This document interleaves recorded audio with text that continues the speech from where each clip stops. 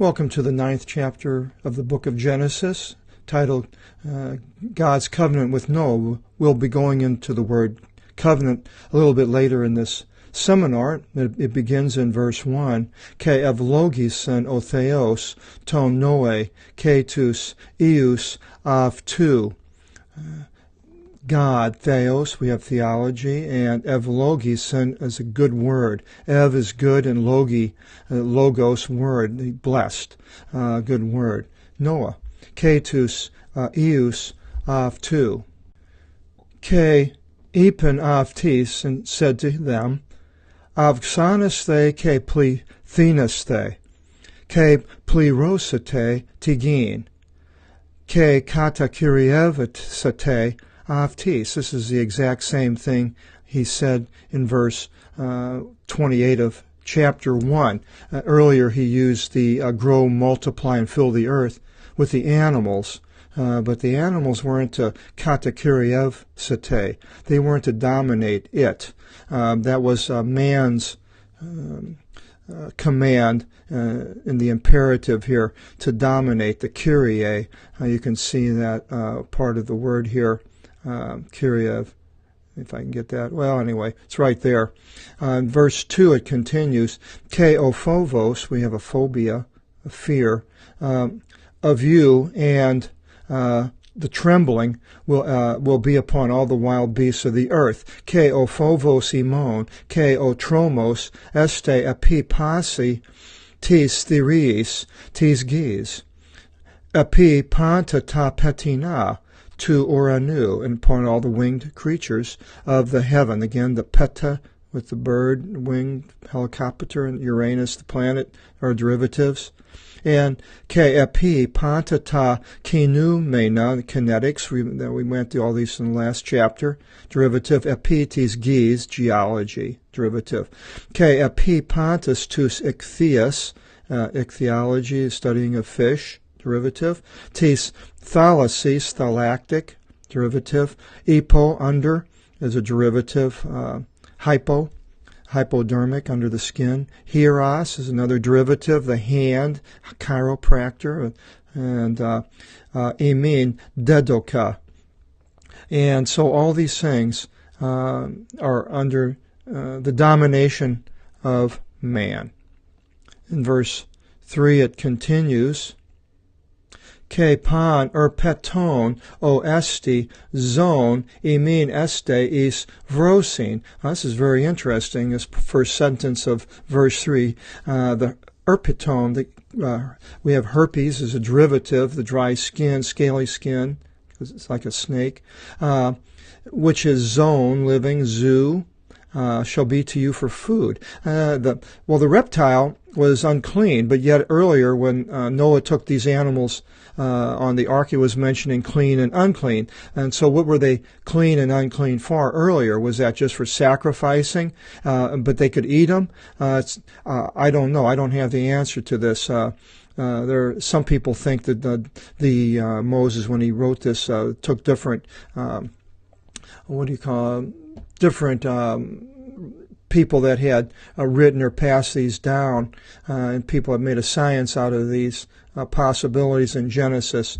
I'm not going to go into that. More or less, we're going to be going into the words themselves, the Greek words, and study them rather than going into exercise into all kinds of theories. They're interesting, but that's not the purpose of these seminars. So anyway, but I'll bring up certain things that appear to me to be unusual, like in this case here where the reptile can be for a food, but yet we know that later they are unclean as far as eating. Then it continues, O slakana hortu dedoka imin tapanta, and I have given to you, I have given all vegetation of grass to you.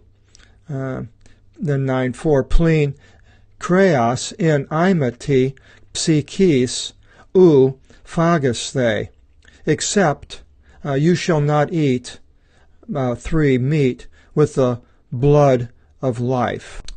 Verse 4, plin 5, ke gar to imeteron ima for even your blood, hematology, hema is blood, even the blood, ton psikon imon, ek hieros panton ton therion, ek ziti so, for even your blood, of the blood of your lives at the hands of all the wild beasts I shall require it. So animals are going to be killing the humans.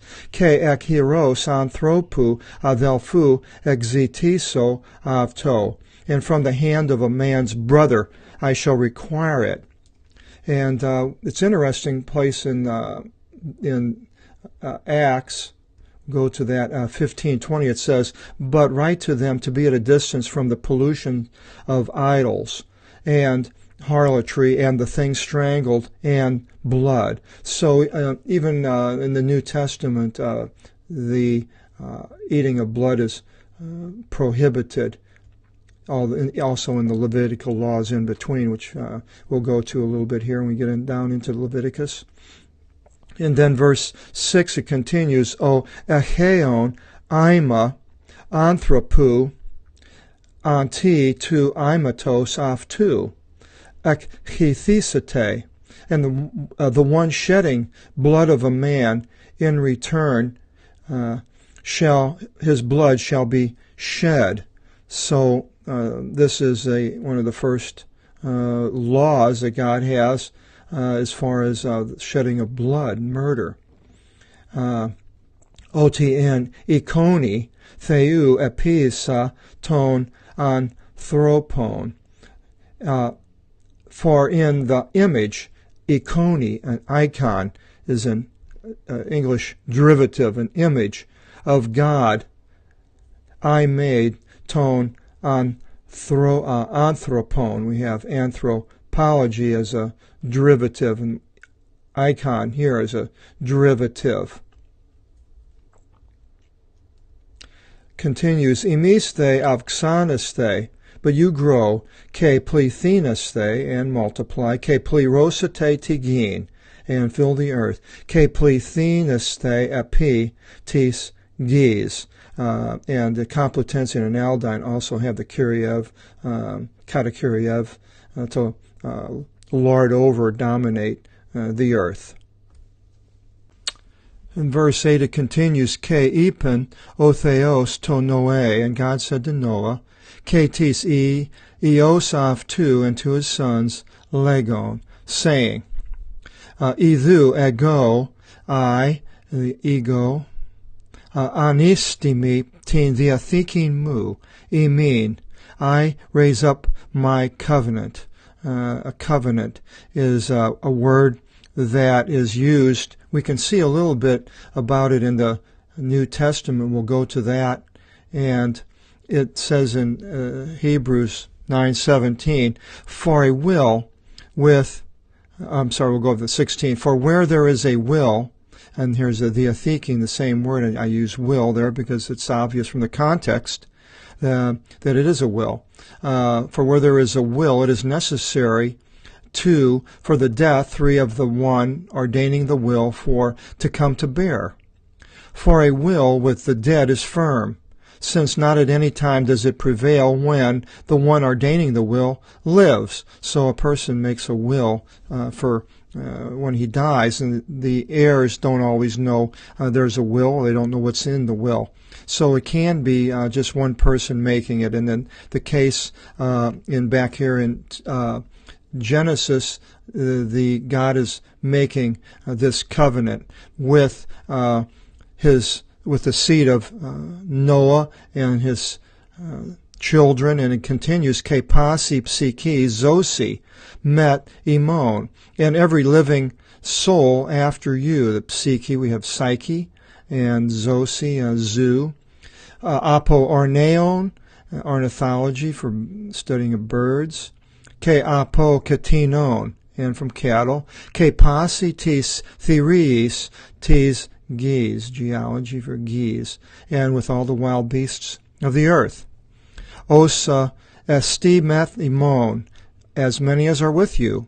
Apopanton ton exelthon ton ek tis kivotu, from all of the ones coming forth from out of the ark. So this is what his covenant is with.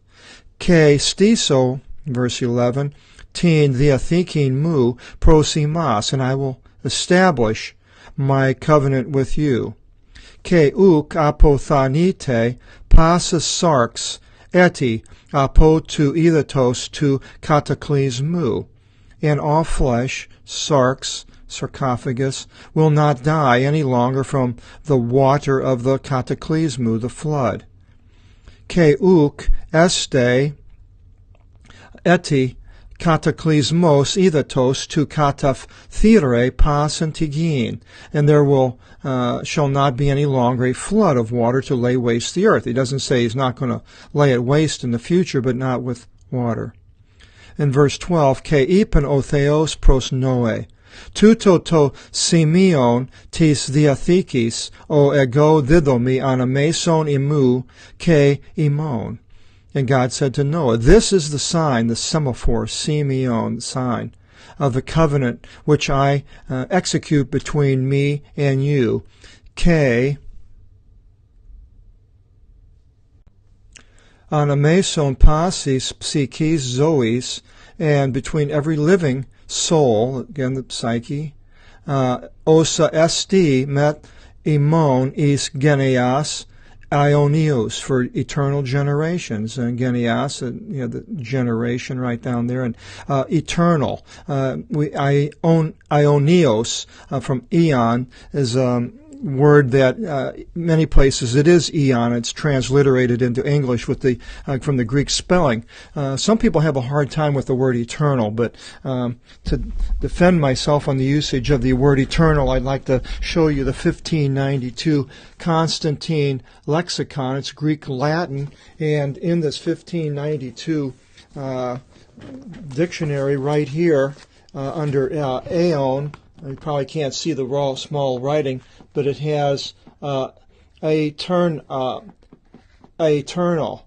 and eternitas, and right here, eternitas. So let's go now into a Greek dictionary and see what that Greek English dictionary, Castles, right here. And we'll open that up, and it says right here for that word, eternitas, eternity. So eternity is actually the Latin word for eon, and it's not something I made up, or it's not an English word. Actually, it comes from the Latin.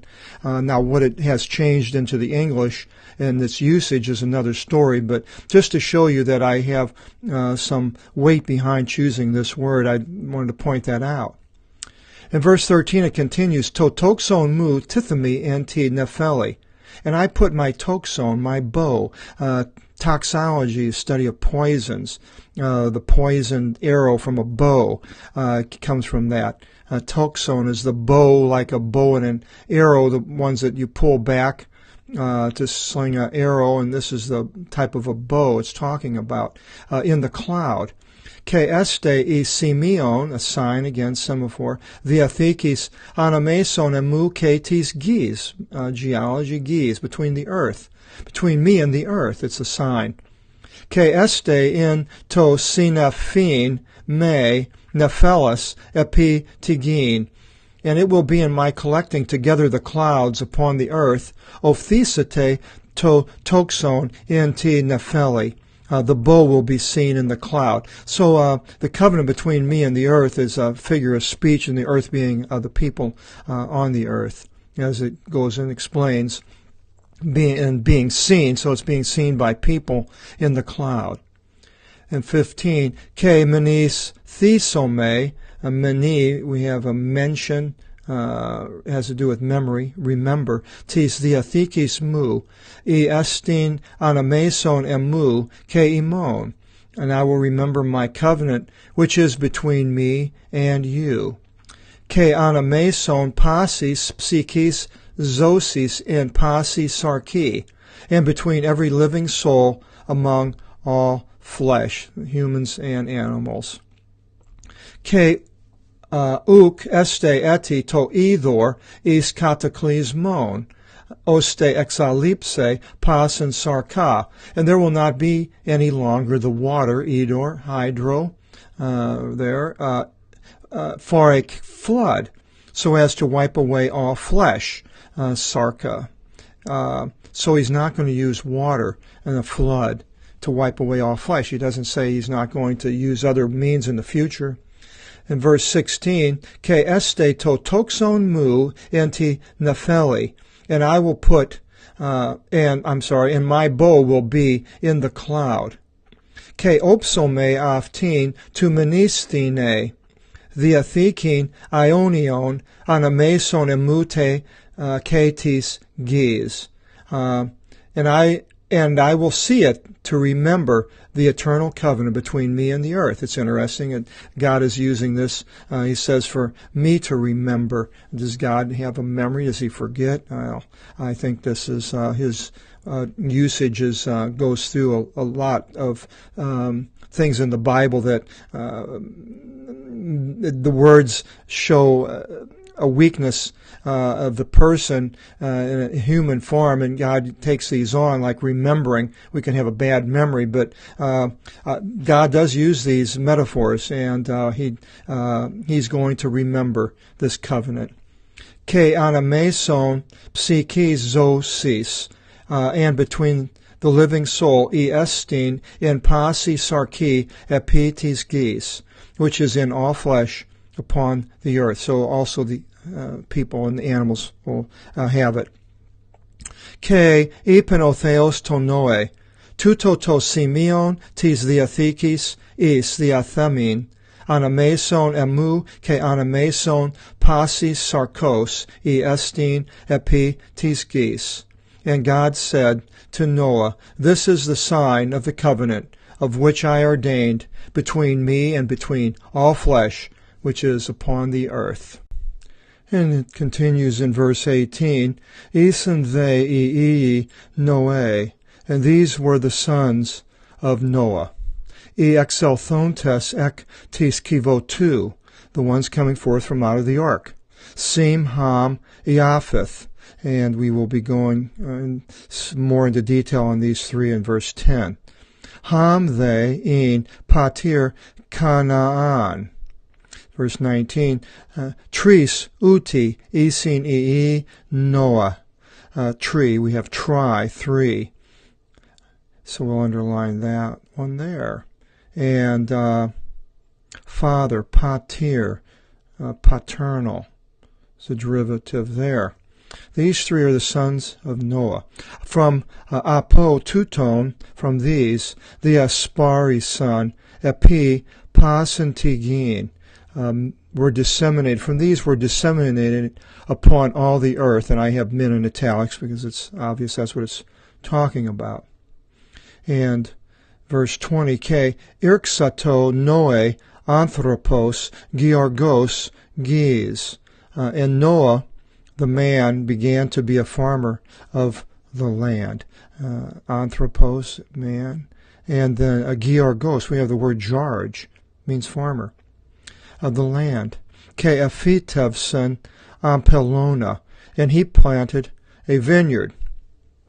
Verse 21, Ke epin ek tu inu, and he drank from the inu, vino, wine.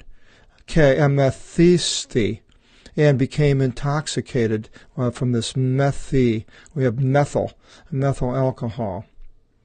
Ke egim nothi, in toiko av tu, and became naked in his house. Gimno, we have gymnasium, is a word meaning naked. There are other people that were mentioned in the Bible that were naked. Saul, it mentions in 1 Samuel 19:24, was naked among the prophets, and it became famous saying in Israel. And then in Isaiah 20, verse 2, it mentions Isaiah becoming naked at the command of the Lord. And so God commanded him to remove his clothes. John 21:7, Peter was in the boat naked, fishing, and this was probably a common practice when it was hot in the ocean with a bunch of men. So nakedness was not unusual, and why this whole story here takes on a different turn, we'll go into a few other places here in a second, but let's go down to the next verse in 22, and it says, Ke ide ham o patir Canaan tin gimnosin tu patrosav tu. And Ham, the father of Canaan, looked at the nakedness of his father. And Ke exelthon aningile tis disin adelphis af tu exo. And going forth, he announced it to his two brothers outside. Adelphis is there's a derivative there at Philadelphia. Announced it to his two brothers. In verse 23, Ke lavon tasim ke iafeth to imation, and Shem and Japheth taking the cloak, epethento epi ta theo nota avton, placed it upon their two backs. Ke aporev thisen opistophanos, and they went backwards. Ke synakalypson, there's the kalyps, apocalypse, syn together is means two people joining. They covered up tin gymnosin tu patros avton, of their father. Ke toprosopon af ton opistophanos, and their face was backward. And Ke tin gymnosian tu patros avton uk edon, and they did not look at the nakedness of their father.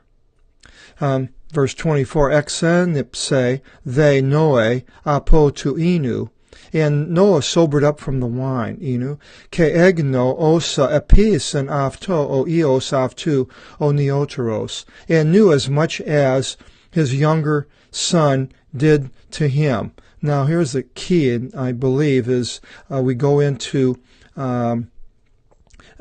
I think I'm going to try to show where nakedness equals indecency, and indecency equals illicit sexual relations. And if we go into the book of Ezekiel first, we will see in verse 39 it says, and I will deliver you into their hands, and they shall raise your place of harlotry, and demolish your base, and take off your garments, and take the items of your boasting.